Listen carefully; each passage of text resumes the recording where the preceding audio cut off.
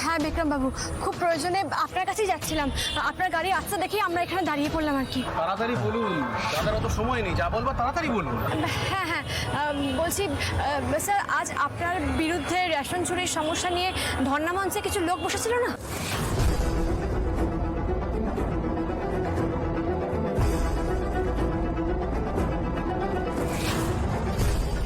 ওখানে একটা হামলাও হয়েছে। ওই আততায়ীর মধ্যে মন্দার চৌধুরী নামে এক... মন্দার চৌধুরী নামে আমি কাউকে চিনি না। আর এই ধর্ণা মঞ্চে কে হামলা করেছে সেটা আমি জানবো কি করে? হ্যাঁ, আর আপনাদের সঙ্গে কথা বলতে আসাই বোধহয় আমার ভুল হয়েছে। যা ইচ্ছে তাই বলে যাচ্ছেন। কি ধরনের মানুষ আপনারা? আমাদের কথাটা একবার শুনুন স্যার, আমাদের কথাটা একবার শুনুন।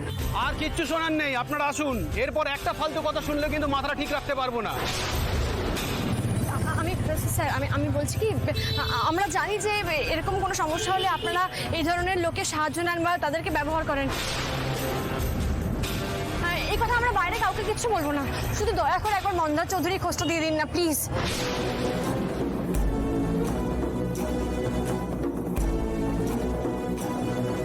আপনারা আমার পাড়ায় দাঁড়িয়ে আমাকেই অ্যাকিউজ করছেন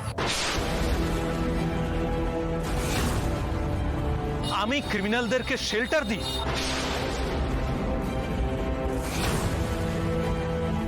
এই ধর্ণা মঞ্চে কারা অ্যাটাক করেছে তাদের খোঁজ নিতে আপনি আমার কাছে এসেছেন।